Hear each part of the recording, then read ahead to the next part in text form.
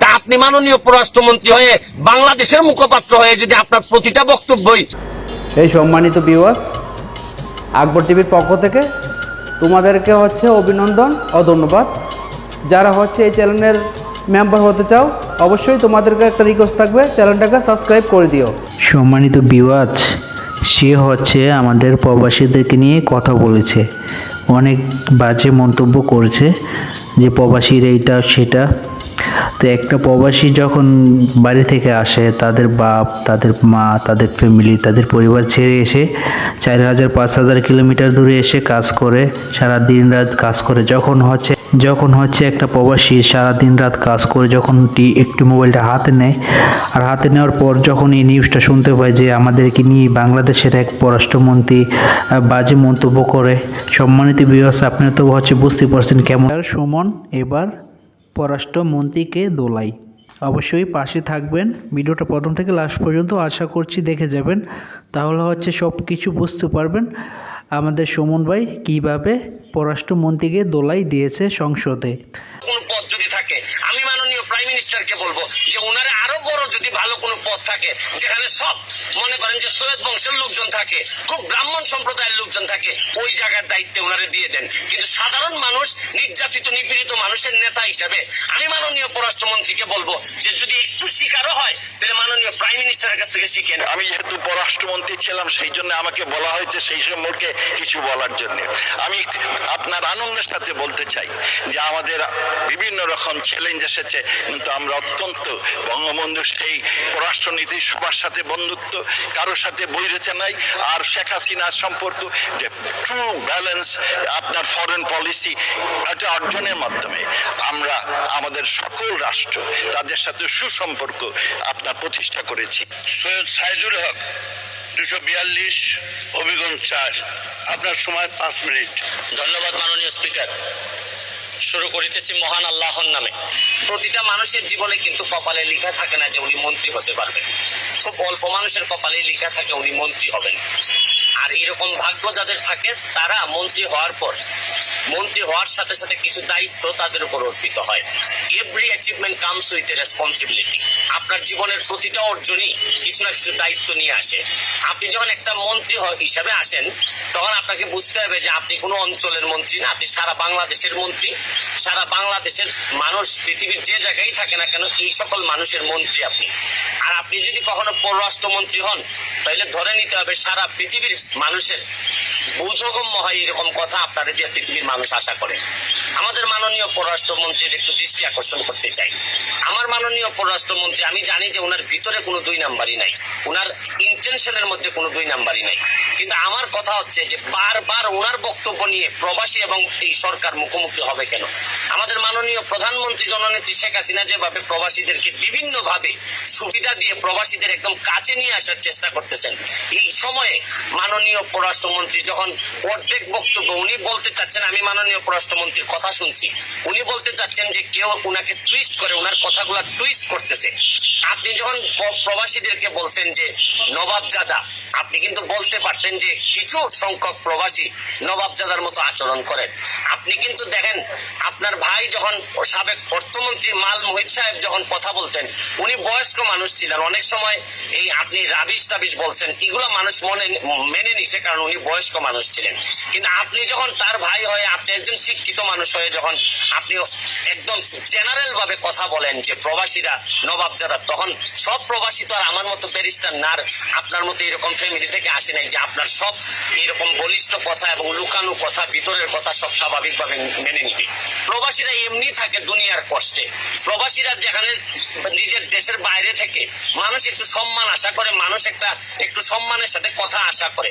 আপনি যখন বলেন যে প্রবাসীরা আসতে পারে, আপনি বিভিন্ন কথা বলছেন যে লাখের লাখ মানুষ আসবে। আপনি বলতে পারতেন যে আমাদের আইন বিচার ব্যবস্থার অবনতি ঘটতে পারে, আমাদের এই ধরনের সিচুয়েশনের অবনতি ঘটতে পারে। আপনি কিভাবে বলেন যে প্রবাসীরা এইভাবে আসলে এত মানুষ বেড়ে যাবে, চাকরি থাকবে না, আর শেষে একটা কথা লাগাই দিলেন, দিয়ে বললেন যে আমাদের চুরি চামারি বেড়ে যাবে। এর মানে কি? আমার মতো ব্যারিস্টার না হইলে বা আপনার মতো এরকম ব্যাকগ্রাউন্ডের একজন জ্ঞানী লোক না হইলে, সাধারণ মানুষ যদি সাধারণ ভাবে বুঝে, তাইলে মানুষ বুঝে ফেলতে পারে যে প্রবাসীরা চোর, প্রবাসীরা আসলেই এই দেশে চুরি হবে। তাইলে এই প্রবাসীদের কি সম্মানটা আপনি দিলেন? প্রবাসীদেরকে সম্মান শুধু মনের ভিতর রাখলে হবে না মাননীয় পররাষ্ট্রমন্ত্রী, আপনার মুখের মধ্যে দিয়ে প্রকাশিত হইতে হবে। আপনি খেয়াল করে দেখছেন, আপনি প্রতিবারই 1 মিনিটের একটা বক্তব্য দেন, এইটা বোঝানোর জন্য আবার 5 মিনিটের আবার আরেকটা বক্তব্য দিয়ে বলতে হয় যে না আমি এইটা বলি নাই, আমি এইটা বলি নাই। তা আপনি মাননীয় পররাষ্ট্রমন্ত্রী হয়ে, বাংলাদেশের মুখপাত্র হয়ে যদি আপনার প্রতিটা বক্তব্যই যদি আপনাকে এক্সপ্লেইন করে বুঝাইতে হয়, তাহলে এই পদের যোগ্য আমি মনে করি যে আপনি না মাননীয় পররাষ্ট্রমন্ত্রী। বরং আপনি আরো ভালো কোনো পদ যদি থাকে, আমি মাননীয় প্রাইম মিনিস্টারকে বলবো যে ওনারা আরো বড় যদি ভালো কোনো পদ থাকে, যেখানে সব মনে করেন যে সৈয়দ বংশের লোকজন থাকে, খুব ব্রাহ্মণ সম্প্রদায়ের লোকজন থাকে, ওই জায়গার দায়িত্বে ওনারা দিয়ে দেন। কিন্তু সাধারণ মানুষ, নির্যাতিত নিপীড়িত মানুষের নেতা হিসাবে আমি মাননীয় পররাষ্ট্রমন্ত্রীকে বলবো যে যদি একটু শিকারও হয়, তাহলে মাননীয় প্রাইম মিনিস্টারের কাছ থেকে শিখেন যে কিভাবে কথা বলতে হয়, কিভাবে মাননীয় প্রাইম মিনিস্টার দায়িত্ব নিয়ে সারা বাংলাদেশের মানুষের নেতৃত্ব দিয়ে যাচ্ছেন। আর আপনি উনার ক্যাবিনেটের হয়ে এই ধরনের বেফাস কথা, আপনার ইন্টেনশন ভালো, আপনার মনের ভিতর ভালো, কিন্তু মুখের কারণে আপনি কি এই প্রবাসীদেরকে আমাদের এই আওয়ামী লীগ এবং সরকারের মুখোমুখি দাঁড় করাই দিচ্ছেন না? আমি আপনাকে বলবো যদি কথা বলতে এরকম সমস্যাই হয়, আল্লাহর হস্তে কথা বললেন না, তাও মাননীয় প্রাইম মিনিস্টারকে এইরকম একটা দুর্যোগকালীন সময়ে কাজ করতে দেন। কাজ যদি নাও পারেন, বাধা দিয়েন না। এই সরকারের এত বড় ক্ষতি করেন না। বহুত কষ্ট করে এই সরকার হাঁটি হাঁটি পা পা করে আগাচ্ছে।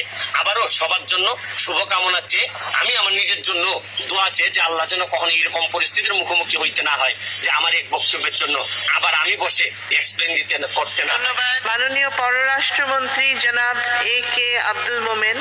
মাননীয় স্পিকার, আপনাকে ধন্যবাদ। আমি বিসমিল্লাহির রহমানির রহিম। আমি প্রথমেই মাননীয় প্রধানমন্ত্রী শেখ হাসিনা এবং তার সরকার, আমাদের ইলেকশন কমিশন এবং তার সাথে যারা সম্পৃক্ত ছিলেন, পুলিশ বাহিনী, অন্যবিধ সবাই এবং আমাদের দেশবাসীকে আমি বিশেষভাবে কৃতজ্ঞতা অভিনন্দন জানাতে চাই।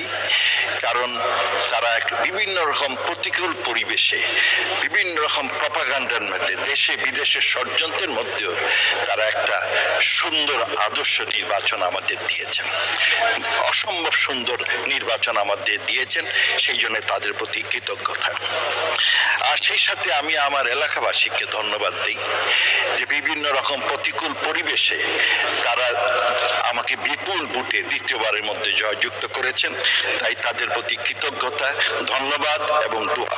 মাননীয় স্পিকার, আমি যেহেতু পররাষ্ট্রমন্ত্রী ছিলাম, সেই জন্য আমাকে বলা হয়েছে সেই সম্পর্কে কিছু বলার জন্য।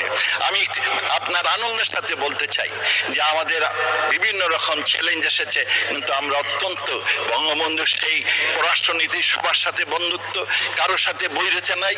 আর শেখ হাসিনার সম্পর্ক যে ট্রু ব্যালেন্স আপনার ফরেন পলিসি, এটা অর্জনের মাধ্যমে আমরা আমাদের সকল রাষ্ট্র তাদের সাথে সুসম্পর্ক আপনার প্রতিষ্ঠা করেছি। আমি গত বর্ষু মেট্রো রেল ছড়ি, আমি আপনার কিসের থেকে, মিরপুর থেকে এই মতিঝিল যাই, সেইখানে আমার বহু লোক ছিলেন মেট্রো রেলে।